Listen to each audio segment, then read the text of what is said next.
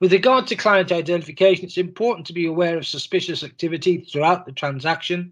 It's important to be aware of due diligence with regard to client verification. And what I often suggest to practitioners where we're not using electronic verification is that we have two sources of information, so that we've got a driving license or a passport and something else. And if we've got, or we're using, a sort of old-fashioned system of verifying client ID, we're particularly careful to make sure we see original documents, to make sure that where driving licenses, passports are relatively new, that we see old documents, and that we constantly, throughout the life of the transaction, check and cross-check information that the client is producing for us. As far as case law is concerned, there are still lots and lots of cases where solicitors are being sued in negligence as a consequence of seller identity fraud. The current vogue seems to be that a court will order that both the seller's conveyancer and the buyer's conveyancer were equally to blame, where a buyer sustains a complete loss as a consequence of seller identity fraud. As I've mentioned to practitioners on many occasions in the past, do be aware that there are indemnity products that are available that will meet that total loss.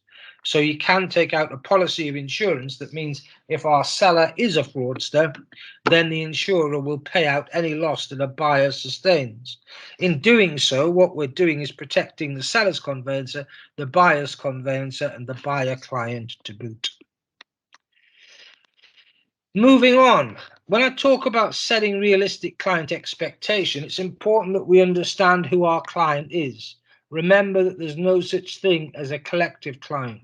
It's important that we understand what our clients expect of us.